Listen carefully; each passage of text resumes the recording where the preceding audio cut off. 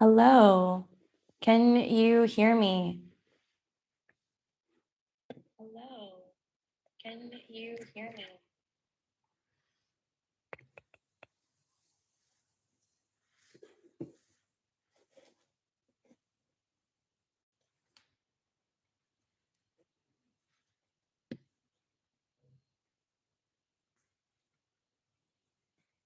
Thank you. Awesome.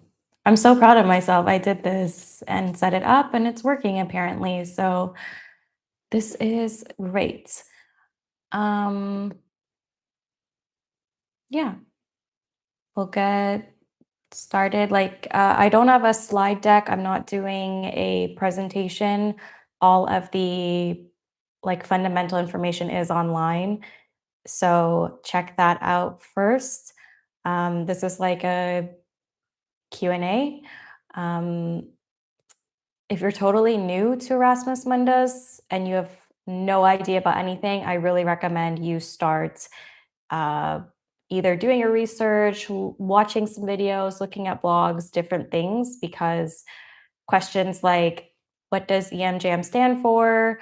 How much is a scholarship? How do I apply? I'm not going to answer that. All of this is online, and it's just not really fair to people who um, are more serious about it. So that's what we're going to do. I'm going to open up the Q&A, um, whatever it's called, the Q&A components, and then the questions can go in there. And feel free to drop in the chat where you're calling or joining in from.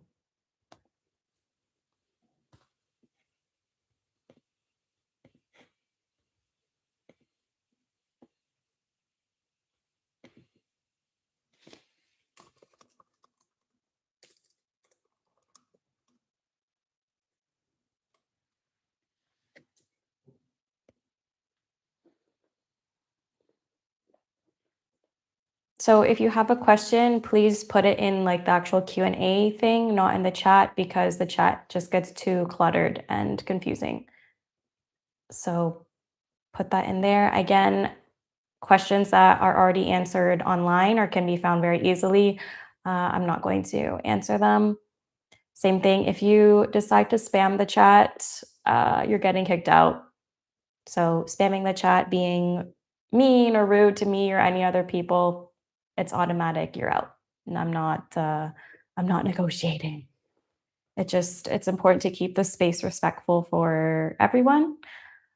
And I'm not a immigration agent or attorney or consultant, so visa advice I can't really give. That would be beyond my scope. I'm just an alum, so I'm sharing my experiences, my tips, my perspective, but you have to do what is best for you. And if there is some tips or advice that you don't agree with or doesn't work for you, that's okay. You don't have to do it. You don't have to take it.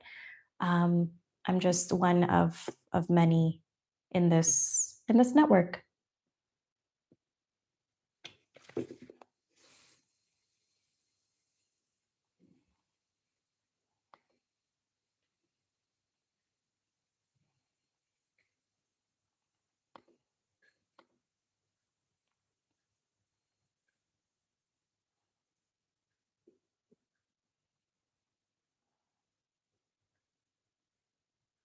Yeah. So, oh, and welcome to all the people in the chat.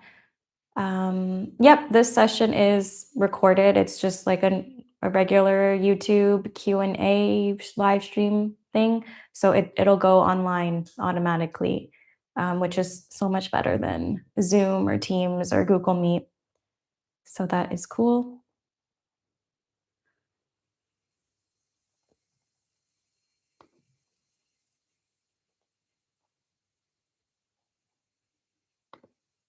Okay, I'm going to go to the questions.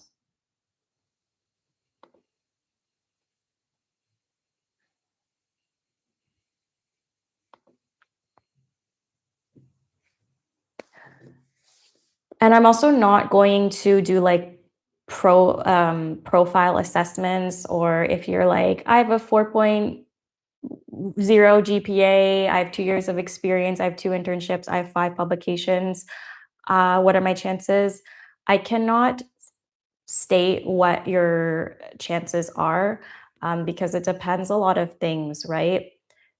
The With fully funded scholarships, there is no black or white. It's not like getting a driver's license where you just need to pass a test and you get the license. There are many components to Erasmus Mundus. With any scholarship, it's holistic. So it also depends on the number of applicants, your citizenship and nationality, the demographics of previous cycles. So I cannot say what your chances are specifically. As long as you meet the minimum requirements, then you have a chance. Whether your chances are amazing or not so good, I don't know. I don't sit on a selection committee, so I cannot say what are your chances. Instead of focusing on trying to hack or like somehow gamify this, just focus on making a good application. So the first question is, can you make a comprehensive video on writing a letter of motivation? I already have multiple videos on that. I cover the structure. I've analyzed good and bad openings as well as good or bad examples. I'm pretty sure there's over 1 hour of content on there. So check that out first. And I'm not even just plugging myself. There are many other videos and articles from alumni who who have shared their advice and their tips. So check that out first. That's all I can really say at this point.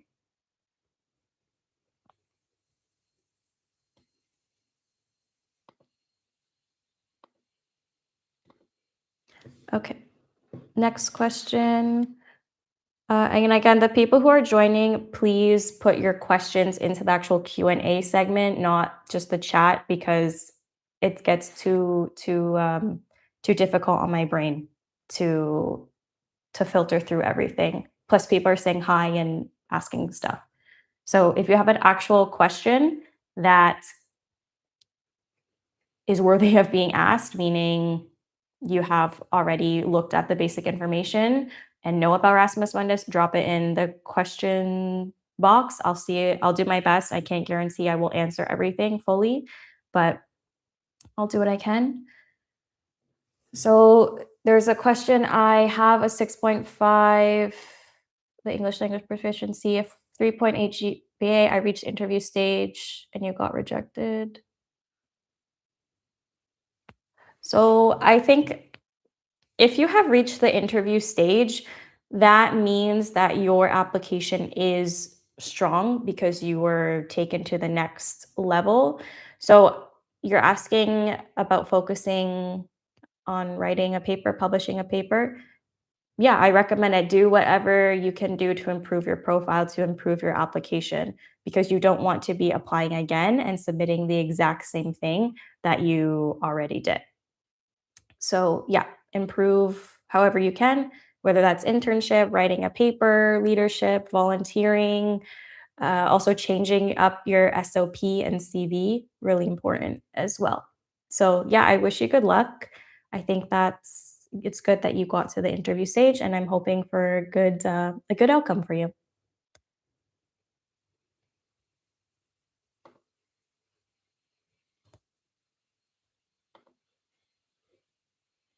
Next question. Hi, I'm wondering, what are the challenges of studying at different universities? Well, there are the practical pieces, of course, meaning you're only at the institution or that city for 6 months to a year. So it means you have to find housing like two or three times during your master's. That's probably the hardest thing, but the most, that's it's just how it is. That's how it is for Erasmus Mundus. So if moving around doesn't really appeal to you, then yeah, maybe this isn't for you, but that's one of the challenges, practically speaking. And of course, different languages. So, depending where you are, Some languages may be a lot easier to learn or you already know them, whereas others are going to be very, very challenging. And yeah, you just kind of have to do your best when it comes to that. But yeah, I think the main challenge would be housing. And it feels like the moment you arrive and you unpack, a few months later, you have to pack again.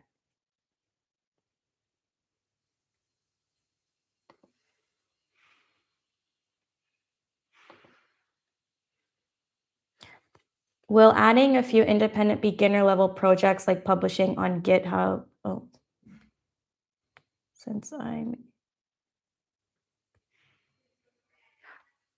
I don't understand this question. How would it make your profile weaker? Like if you're accumulating independent level projects and putting them online, I don't see how that would make your profile weaker unless you're publishing something inappropriate or irrelevant. But I think if you're taking these steps, then I would imagine it makes your profile uh, stronger. So, but I think it's important to have a variation of projects, of experiences on your CV. So, not just relying on like the one internship you did 2 or 3 years ago. You need to have, like, you need to present a buffet to the selection committee. I think that tends to work better for applicants than people who only have 2 or 3 entries on their CV and they haven't shown um, that diversity, right? Because Erasmus Mundus, not only are they looking for students who are equipped in that subject area, they also want to see that the student is well rounded, meaning that they have tried different things, worked in different groups, have done different roles. And that's only going to make your experience abroad easier.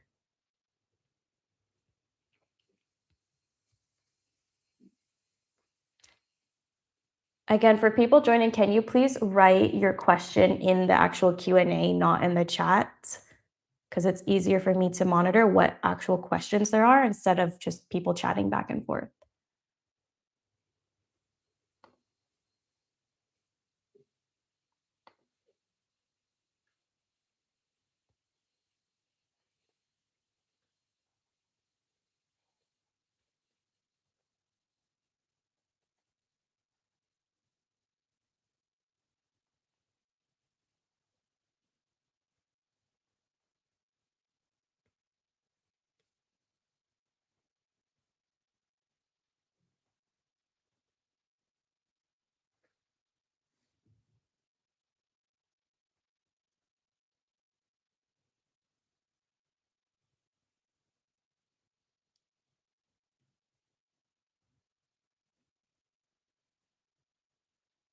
Okay.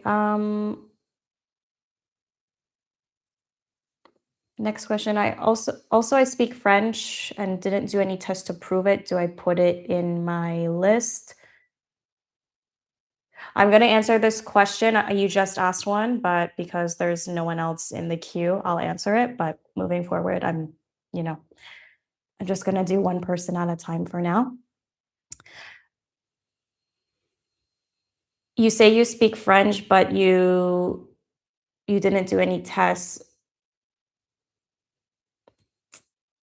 So I talked about this in one of the videos that I did. Um, it was like part 2 of 10 ways to improve your profile. With that, when it comes to languages, I would say personally it's best to get some type of certification. I'm not going to re-explain everything why, because I already did that in the video. But if you can get a certification, then I would say that is better. Unless obviously it's your native language or your first language, then you wouldn't need a test to prove that. But I would say it's better to put some type of certificate because anyone can claim anything. Like anyone can say, "Oh yeah, I speak, I don't know, advanced Korean." But if you don't really have a test or some certification to prove that, it would be up to the selection committee how they interpret it. There are also some programs that require that test. Like if you are going to claim, I have a B1 or B2 in German or Spanish, they want to see the test, or they're just going to assume that you don't. So it really depends, like for everything. But if you can get some type of certification that's official, so like not Duolingo, some official test, that would be better.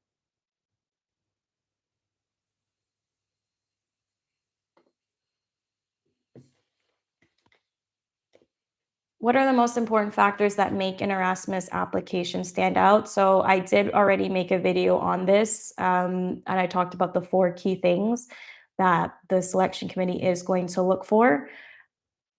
Essentially, though, to recap it very quickly, you need to prove that you have a relevant background that aligns with the program, that you can be adaptable because you are going to go abroad, that you have an international mindset, and that you are equipped to handle the academic intensity because it's not just the coursework, it's the coursework plus moving to 2 or 3 different countries, dealing with a new currency, new language, visa stuff, um, housing. So showing that you are adaptable is really important as well. But check that video, I've already made it.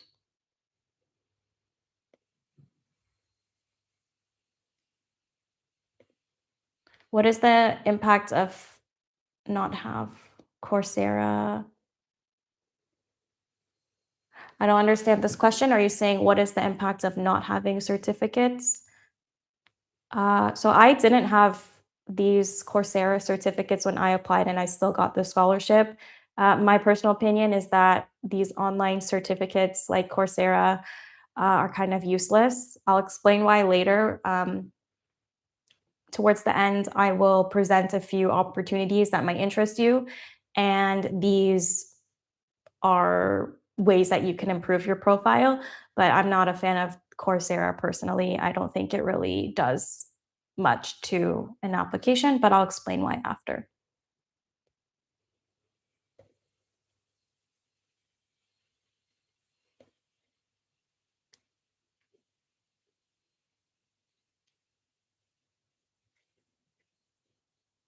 That's it for the questions that I have in the queue. I'll give it like a few more moments in case other things come in.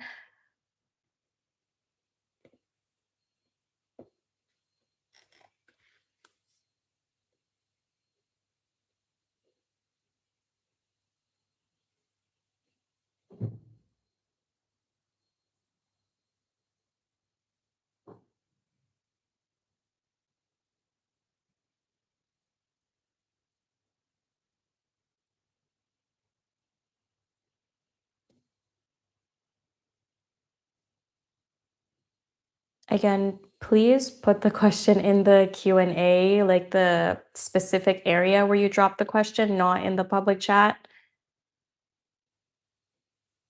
It's easier for me to sort.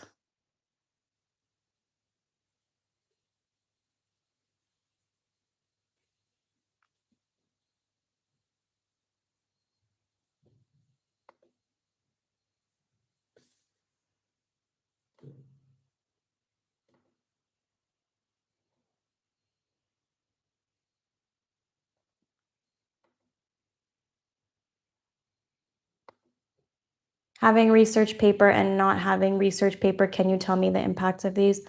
I don't really know what that question is supposed to mean.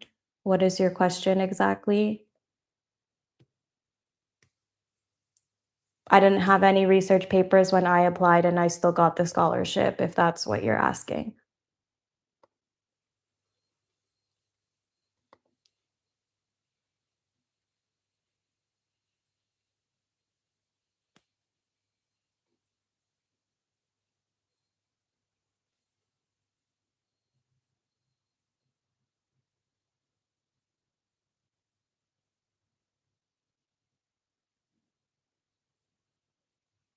Okay, I'm not seeing many other questions, so I think what I'll do is share the opportunities I have found, and these could be ones that you pursue in order to improve your profile. I'm just going to get a sip of water. One sec.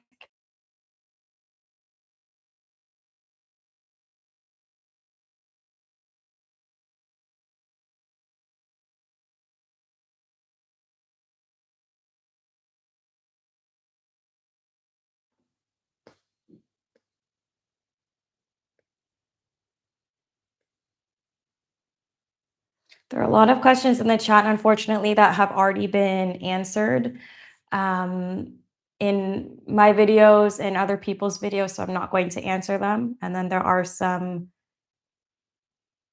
questions that aren't even a question, it's just a statement.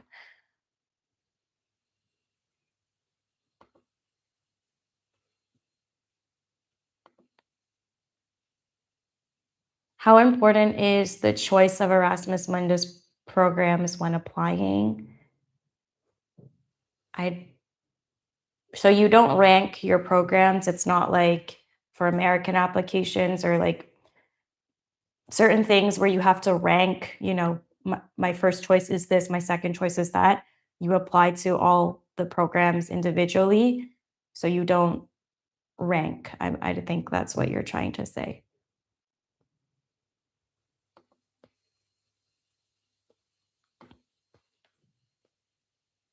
Looking back on all your experiences, are you glad you applied during this process? Do you think the training was sufficient?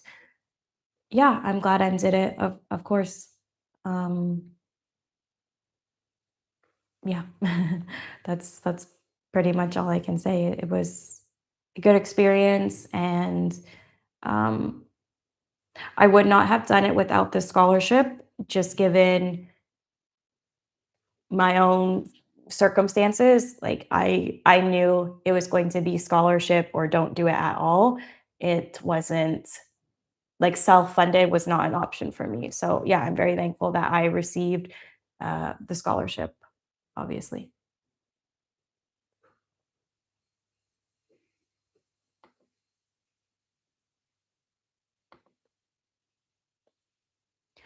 I have work and academic experience that is not related to my current degree, not related at all. Should I include it or would it be better to leave it out? Ooh, that is a good question. And it's something actually, yeah, that is, it happens a lot with applicants. So I would challenge you. I think you can make anything related. Like there are transferable skills in everything that you do. So I'm pretty sure when you say not related at all, I think you can pull something.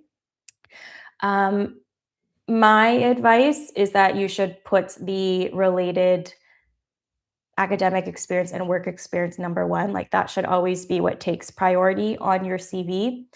And if you feel after that, like for example, if the if the maximum pages on the CV is 2 pages, like that's all the program will allow, and you have put everything that you can, and you still are only at a page and a half, then yeah, you should try to reach that 2-page limit. But if you have 4 or 5 pages and you're on your CV and the selection committee only allows 2, then yeah, you need to cut. So always go with things that are directly related, whether that is volunteer experience, work experience, academic experience. The things that are the most aligned should take priority. And then once those are on your CV, then you need to figure out, do I have a lot of room left or have I already exceeded the allocated or the allowed space?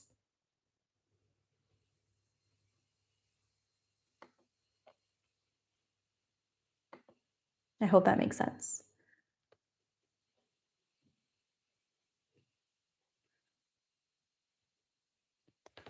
After drafting my motivation letter, if I use AI to organize it, will it be viewed negatively? Can you share some websites to check plagiarism and grammar? Regarding the use of AI, you first should confirm what the program says about it. Some programs are very strict and say no use of AI. It's becoming more and more common that programs are saying you need to sign like, what is it? Not a waiver, but like sign a document declaring your use of AI or not. So check what the program has to say about that because um, that is kind of beyond me. I will say, obviously, if you put the prompt into any LLM and you just copy and paste that into your your document and you submit that, that's I'm very confident you will get rejected if you just copy and paste what AI has written for that prompt. So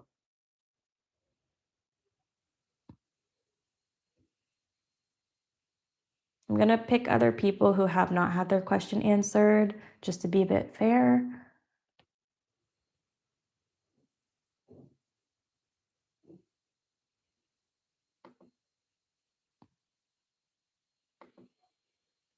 My volunteering experiences are related to the program I'm applying for, unlike my work experience. So should I remove the work experience in my CV and be totally silent on my LLM?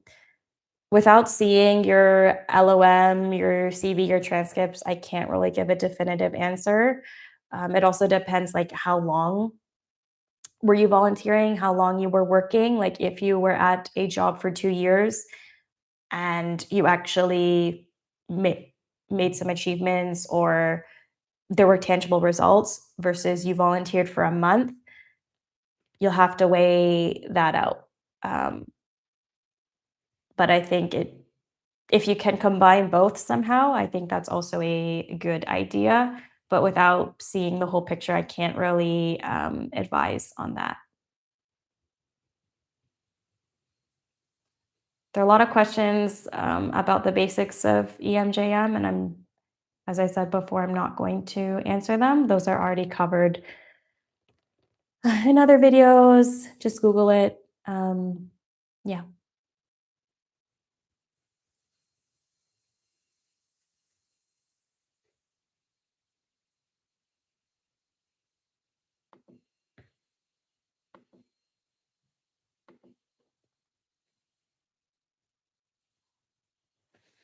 Do we have to submit a recent Do we have to submit recent letter of recommendations for our bachelor's professors, or can we upload last year's letters? Can we upload I think you're saying, can we reuse previous LORs? That is your choice. I personally would not recommend that. There are gonna be hundreds or thousands of applicants submitting current LORs, so reusing one from the last cycle, um, I would try not to personally.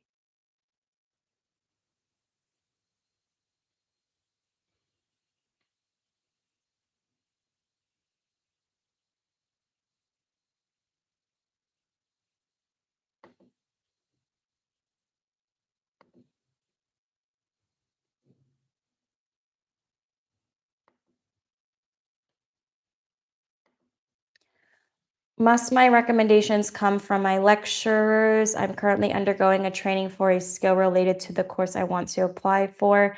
Can one of the trainers or mentor be one of my recommendations?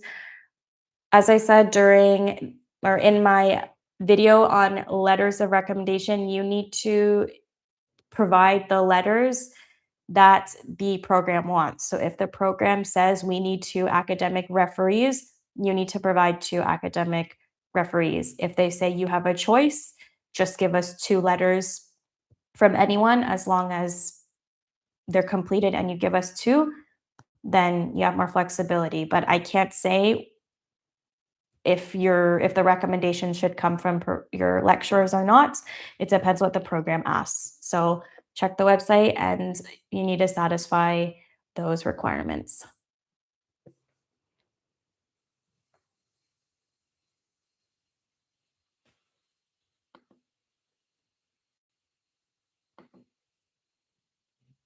I am in my last 8th semester, but my university's degree and transcript process Take several months. Can I apply to Erasmus Mundus, or is the final degree mandatory at the time of application? So this is a question that I've like already answered in other videos.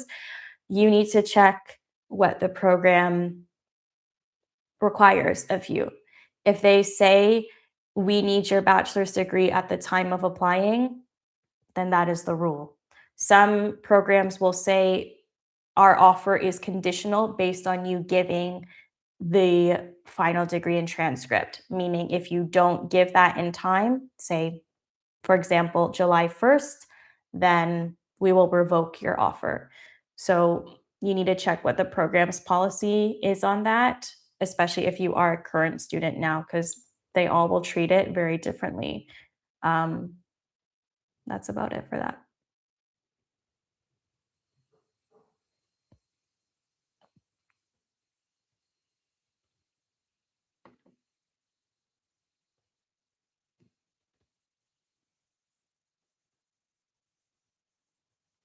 Can I list personal work as volunteerism? I give health education to community members. Sometimes it's more personal. I had tried applying to a medical mission or nearby, but they didn't hear back. I mean, it depends. Like, how can I say this? If it's a project that you have initiated that you could speak on naturally at an interview or in your LOM, I think it could be on there. Um, if it's like a passion project, for example, say, I don't know, you like doing pottery or knitting, that probably isn't going to be appropriate.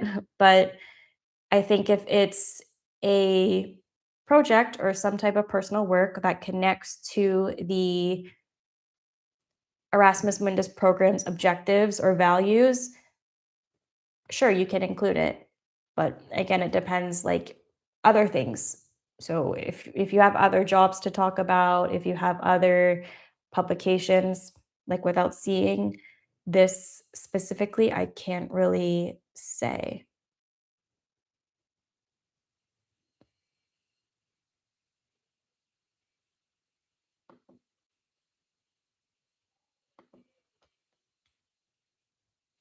Is having work experience better than academics alone? And do I have to tailor my CV to all the programs I'm applying to? Yes. Please tailor your CV. I know it's annoying and you're probably doing it applying for jobs and you want to cry and pull your hair out, but you need to tailor your CV because if you don't, there are 100 other people or even 1,000 other people who are doing it.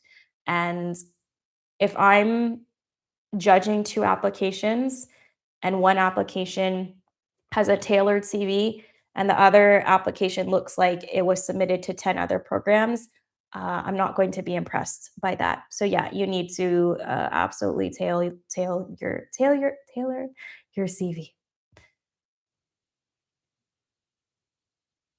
And when it comes to having work experience, um, I I don't really know what you mean by that. Like, is like you have a bachelor's degree, so if you have work experience on top of that, that is great. Obviously, if you're 22 and you're in your final year now, I think the selection committees understand you're not gonna have 5 years of work experience at the age of 22. So, it's not so much what you have, it's how you present it, and I say that to many different people when it comes to applying for scholarships. It doesn't matter what you have accumulated in a numerical sense, because if the packaging of that and the presentation of that is poor, it doesn't really matter. So it's all about how you present it and provide that to the selection committee rather than just saying, I have it.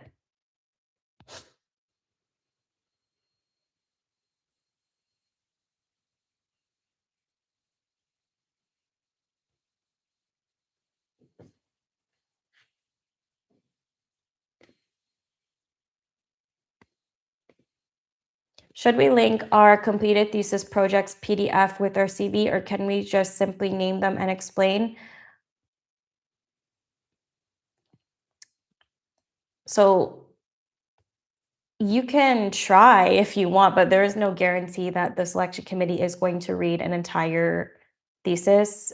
Some programs explicitly say anything beyond 2 pages, we're not reading, we're not going to take it into account. So that's up to you and what your program allows. Some programs will have like a space for any other matters, any other business, any other documents you want us to consider. So it depends what the program allows, but I wouldn't expect them to read an entire CV.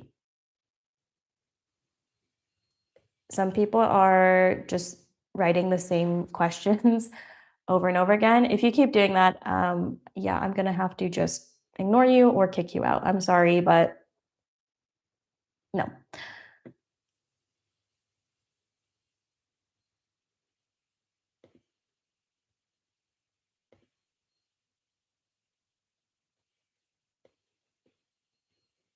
Okay, I'm gonna pick someone who hasn't had a question answered or asked yet.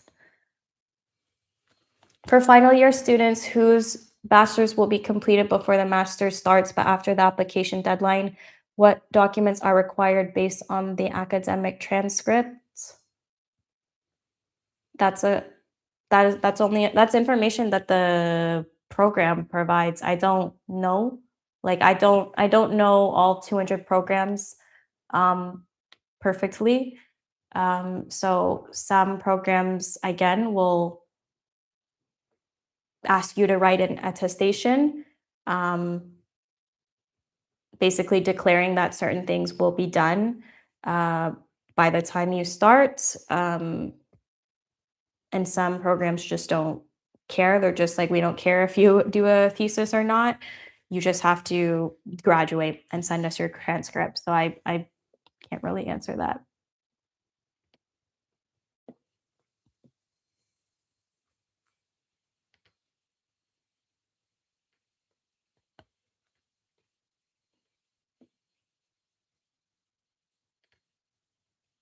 Okay, so that's it for the questions. I'm not seeing any more like actual appropriate, respectful questions.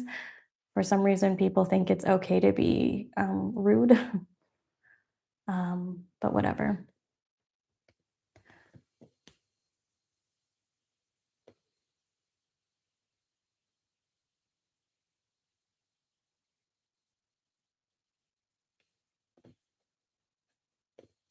Okay. Yeah, like I said before, you need to put the questions in the actual Q&A specific box, not in the live chat,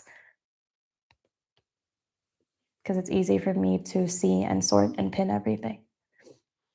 I'm gonna get a drink of water. Hang on.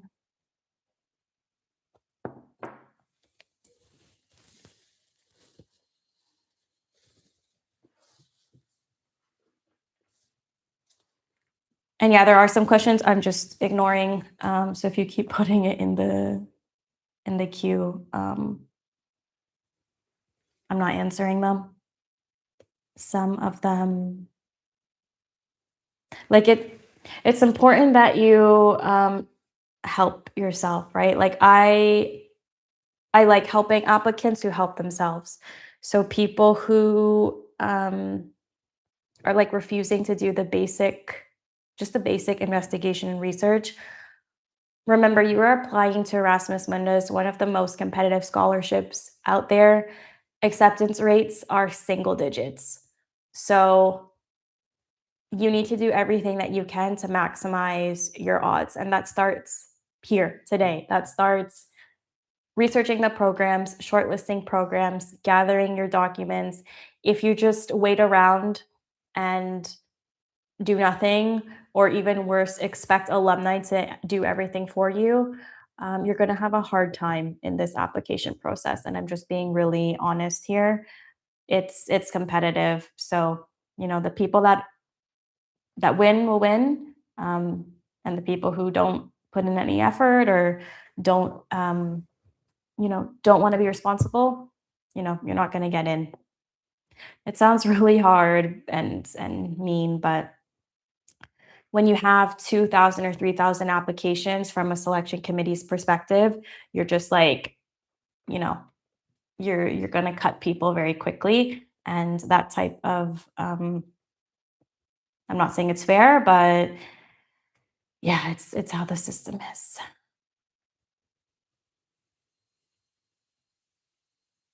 All right. So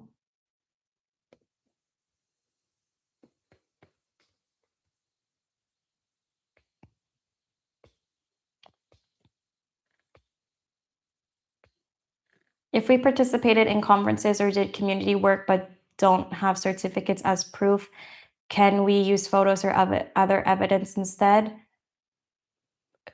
I don't know. Like, again, it really depends what the program allows. Some programs say for every claim or for every entry that you put on your CV, you need to provide evidence. Like, some programs are very strict, and whereas other programs are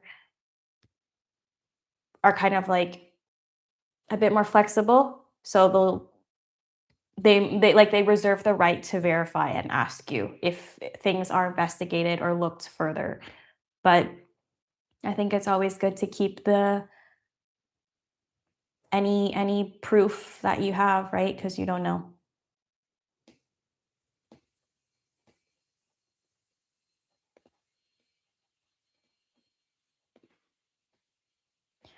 Hey, I really appreciate the time you're taking to help us all. Thank you. Oh, so nice. My question is for motivation letter. Should it be career oriented and genuine or just a personal statement? So, letter of motivation is just that your letter of motivation, like why you want to apply to this program and what you want to do after this program. Like what is your goal after 2 years?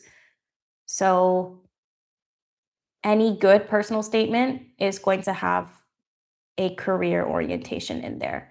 Like I said in my LOM analysis video, this isn't, a creative writing exercise. This is a letter of motivation. So you need to include those career aspects in there. If you don't, then how are you going to convince the selection committee to give you a fully funded scholarship?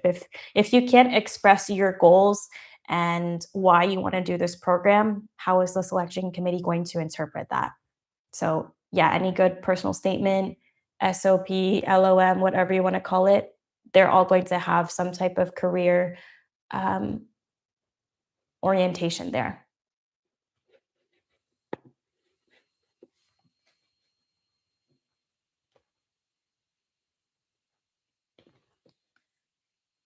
Can I only put my bachelor degree and not my high school as my educational background to save space?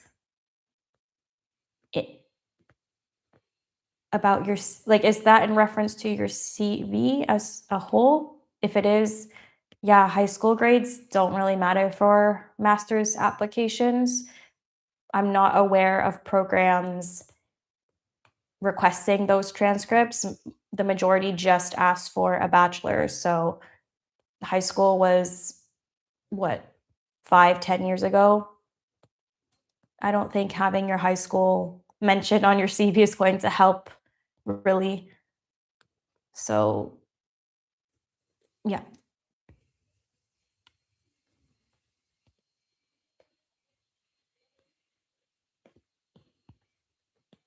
How important is GPA in Erasmus Mundus selection compared with other parts of the application? I would encourage you to watch my video on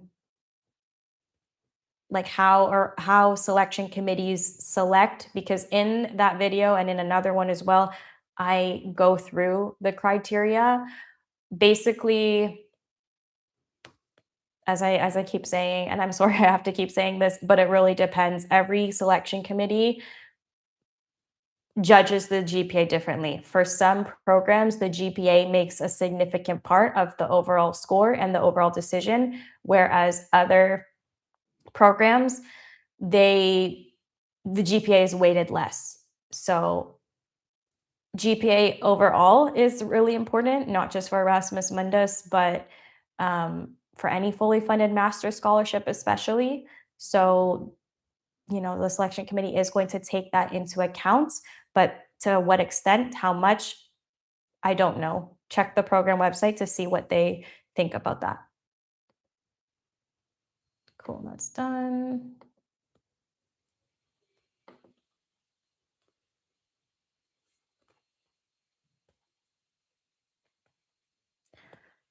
Okay, so yeah, I said a few times, please put your questions in the actual Q&A queue, not the live chat, because it's getting really confusing, like who is saying what and when and this and that.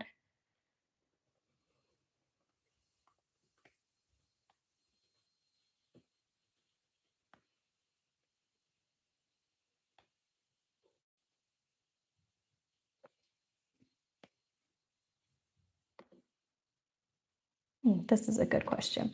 What's the best strategy for approaching a professor to ask for a letter of recommendation, especially when I know they have a very busy schedule?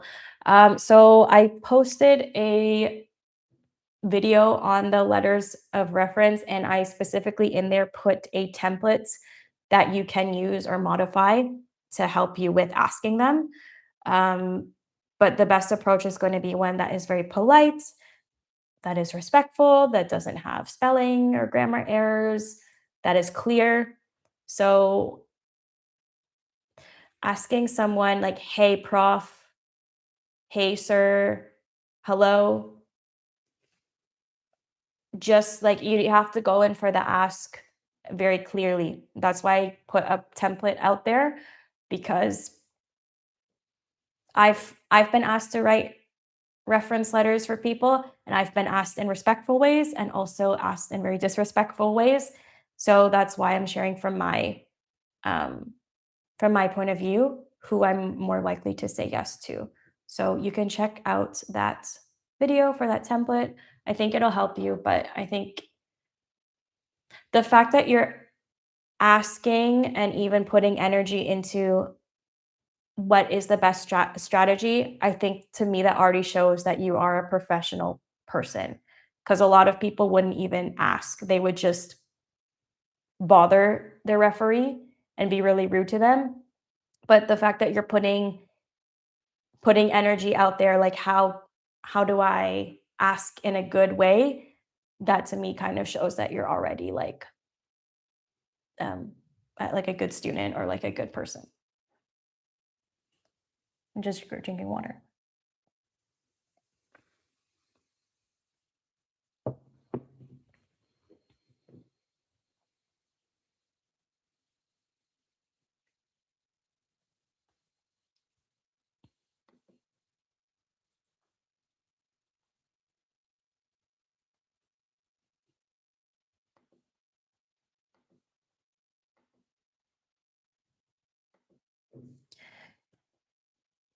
Is it better to apply to several programs or focus on a few well-matched ones? So I just want to clarify you can apply to as many programs as you want. I know in past years, people have been very ambitious, and there was one person who applied to 17 different programs. Um, how you have time for that and how you get all those reference letters, please tell us, like, share, because that does not make any sense to me. Um, but I think it depends on your capacity, right? Like if you're working full time, realistically, you might not have like applying to scholarships is almost like a full-time job in a way. So it depends how much time you have on you. If the deadline for your program is November 1st, then you're going to have a lot less time compared to other programs who have deadlines of March or April. So I personally say to you that's I don't know, it's more of like a life question, not so much Erasmus Mundus. Um, don't put all your eggs in one basket. That's what I would say for sure. So look at other options as well. Like you have to think, what if I don't get accepted to Erasmus Mundus? What am I going to do? And so that's why I always recommend people to look for different opportunities and options because the acceptance rate is single digits. For some programs, even less than 1%. So try to make strong applications as a whole, but apply to more than one program.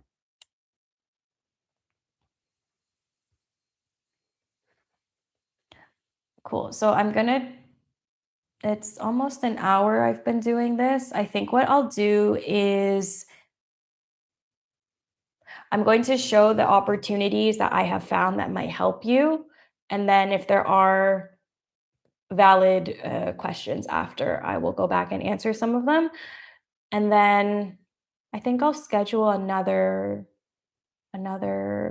session because I think there are so many questions and this is everyone's first time doing this. Like this is my first time trying to I don't have a moderator. I don't know, like I'm learning as well. So thank you for being patient with me. I think what I'll do is yeah, let's do this again for sure. Um if that interests you, just let me know, I guess in the chat if you would want another one. I'm going to share my screen. I will share some opportunities that I found that could help your profile. Then I will come back and see if there are some extra um, questions.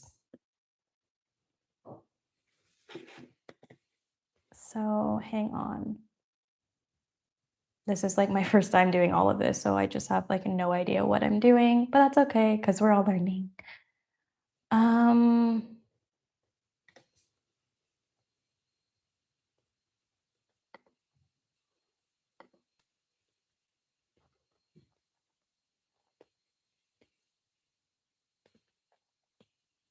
okay, can you all see this thing here?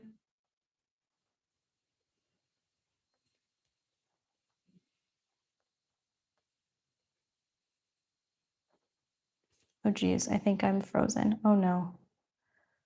Okay, well, this is the best that it's gonna get, I think. Can someone write in the chat if you see this share screen thing? Because I just have no idea what is going on. I'm so sorry.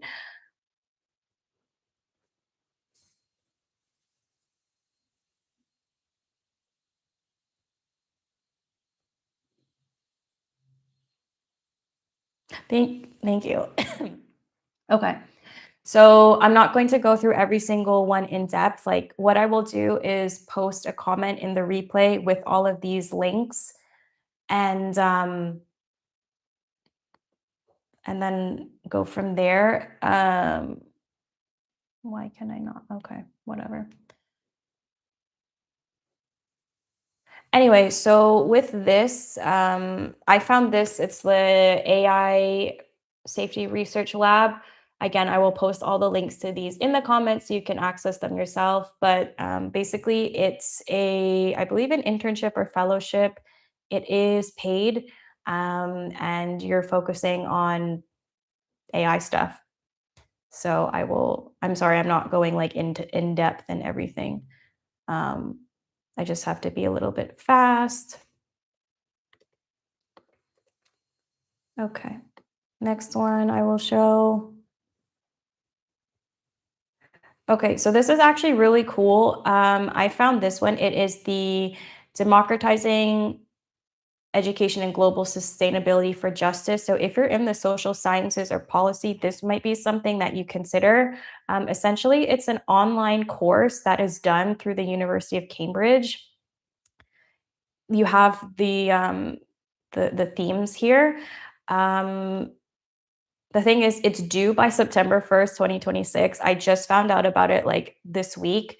The good thing though is that it's not very extensive what they're asking in your application. It's mainly just a couple of short answer questions. I don't even remember seeing a CV requirement or big LOM in there. So if this is something that you're interested in, check that out because if you can get in and somehow put University of Cambridge on your CV or your application, that's going to look really good. But yeah, it's essentially like a live course, you're not getting a degree or like a formal credential from Cambridge, but you can say like it was a professional development opportunity, which I think is awesome. I will post this link as well in the in the in the comments. Sorry. I'm also working on a very tiny screen right now. I don't have my second monitor, so everything is like on this very small 13-inch laptop. It's so small.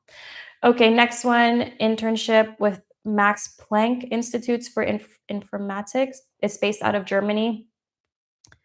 And the application or the deadline is November 1st for a summer internship. So I would suggest that you apply. It's also funded. They'll cover, I believe, your travel, your housing, and give you a stipend. And yeah, you might be thinking, okay, I have not, like, what'll happen if I haven't done the internship in time for Erasmus Mundus? That's okay. If you can even tell the selection committee that you were accepted to this type of internship and it's upcoming, that's still going to boost your profile for sure. Like, even if you haven't completed it yet, you've been accepted and that's your intention. So go for that. If this is your field, if not, well, ignore it. Where is this one? Okay. I don't know what is going on here. Okay. Lovely. All right. Well, let's see if this works. Okay, so this is out from the UN Digital and AI Innovation Internship. Closes October 1st, but it's like they recruit on a rolling basis. It's 3 months home based. So if you are looking for like an online internship in this area, this could be for you. I believe they give a stipend as well. And not to worry, I will post all of these links in the replay, in the description somewhere. Don't worry. Here is another one. It's the Cambridge ERA AI Fellowship. So this is different from the previous Cambridge one. You have to apply by September 13th, and you are going to the UK to do some cool AI stuff. Um, they'll cover your housing, your flights, living expenses. But I thought it was a cool opportunity if you are looking for like hands-on international experience in AI in the AI world. The AI world is not my world, so maybe someone here can explain better than me about what's going on in the AI world because it's not my thing. All right, next up we have the Global South Civil Society microgrants. In my previous videos on how to improve your profile, one of the things I specifically talked about is this, getting a microgrant. So I found some that you could apply for if you are interested in like climate issues, climate justice. This one would be for you. You get, I believe, 2 to 4 thousand US dollars to put towards a project. Um, I think microgrants are really a good thing to have on your application for Erasmus Mundus because you're showing the selection committee that you have been awarded funding and you can put it to good use, that you know how to manage a budget, do personal finance pieces, and not just being told what to do, but you've actually, done this work yourself. Because essentially what you're asking for from Erasmus Mundus is money. So if you can show Erasmus Mundus, hey, I asked these people for money and they gave it to me, that's a really good way to improve your profile. And then here, okay.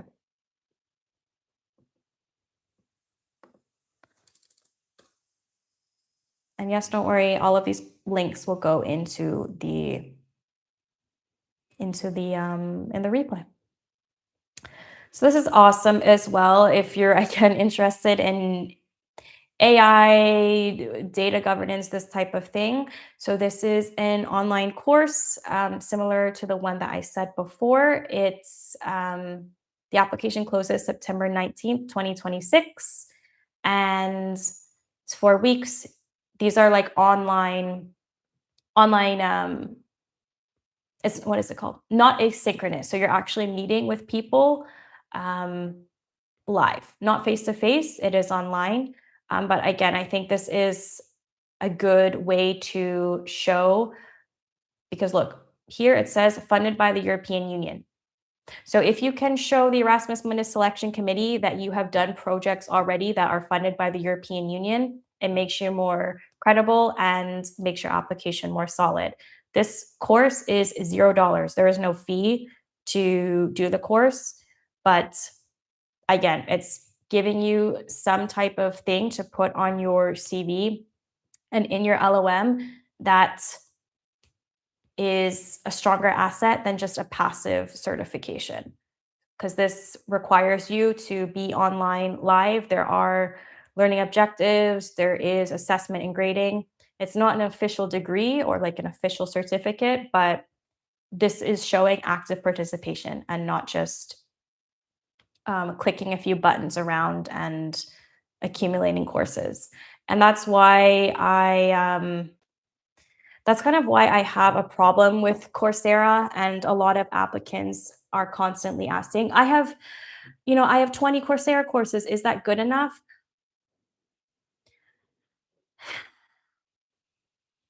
I don't think so. With Coursera, and like I've done them myself, anyone can enroll for free. And all you need to do is just like click buttons, like click, next module, next module. You can go through the whole course theoretically in like 1 hour, maybe less, even in 30 minutes. And then you can say, oh, yep, I have my certificate. But it's like, does that certificate really mean a lot if you just kind of passively clicked? And selection committees are very smart. They know that a lot of students are just accumulating random certificates to make their profile stronger, but they're all, they're not naive. So if you can show like, hey, I actually did a live course online with people from around the world. This course or this program was funded by the European Commission. That's going to be a lot stronger than Coursera courses that anyone can get into. If you can show like I guess what I'm trying to say with Coursera is there's not really quality control. Like anyone can kind of just do these courses. Whereas if you are applying to the one that I just showed, the one about the data governance, and you can show that you were accepted, it just makes your profile stronger. So I'm not a fan of Coursera personally. Um, Other people might disagree, and that's fine. You don't have to agree, but that's just my opinion. Um, yeah, I'm not a fan of Coursera. Cool. So I'm just gonna go back to the questions and see if there's maybe two more, and then that'll be it. Until the next one, I think we should do a next one. If that interests you, let me know in the chat if you would want another Q&A, another session, if you found it helpful. Um,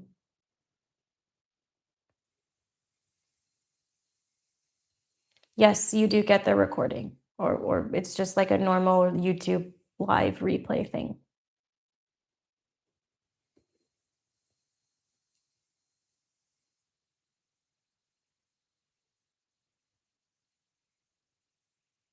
Okay, last call for questions. And then we'll wrap up for now. And yeah, I just want to say,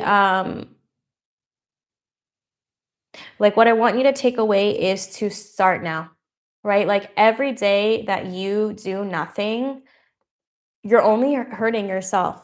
You're only delaying your progress and your success. because there are hundreds and thousands of applicants who have started a while ago, right? If if um if you're not taking the leap now, when are you going to? With Erasmus Mundus and any fully funded scholarship in general, you have to be starting months in advance, sometimes even like a year or two, which, we can't always like that can't always be happening, but you need to start, right? Like my best advice. So like shortlist the programs that you want to apply to. You have to look at the requirements, um, prepare the documents, start now. Because some programs ask, I'm they're gonna say we need a transcript. So think, how can I get a transcript? What are the steps that I need to take to get a transcript from my university? And then you have to ask or check online. Do those transcripts need to be translated to English or whatever other language? If they need a translation, then that's another thing that you have to do. Otherwise, there are so many little steps, and every year there are applicants who just give up because they didn't even start. They started too late, and then they realize, I'm not going to get my transcript in time, or I don't even have a passport. So that's why you have to start now. It's August 29th. I guarantee next week some programs are going to open their applications because the academic year is starting, semester is starting, the cycle is starting. So I'm confident that next week you are going to see programs launching their application, updating their website. That's why you have to start now, right? Like if you don't, then you have no chance. So, try to take that chance. And honestly, like I want 6 months from now, I want someone here ideally in the space to be like, "Hey, I got an interview." A year from now, August 29th, 2027, I want to read a comment or something from someone telling me, "I got the scholarship, I have my visa, and I'm on the way to the airport to move to Europe to start my master's." Like, that's what I want, but you have to want that too. And, you know, put put those plans in motion. If not you, then there's gonna be, a million other people who will. So, yeah, those are all of the questions that are it.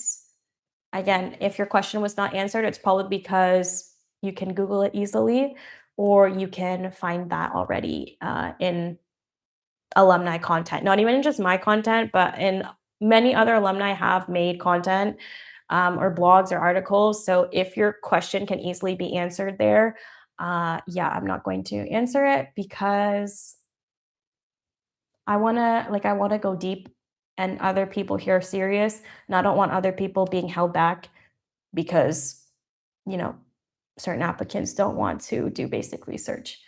So, yeah, I think that's it for now.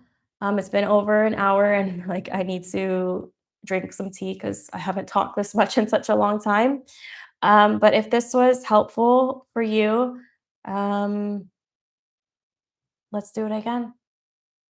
It seems like this time works for people. Um, but yeah, I don't know. Anyways, yeah, I wish you all a good morning, good evening, good afternoon, wherever you are. Stay tuned, I guess, for the next one. And yeah, start now.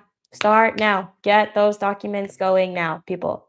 Start your SOP, start your LOM, start your CV, find your passport, find whatever. Just please start now. All right. Good luck, everyone, and I'll see you soon. Bye.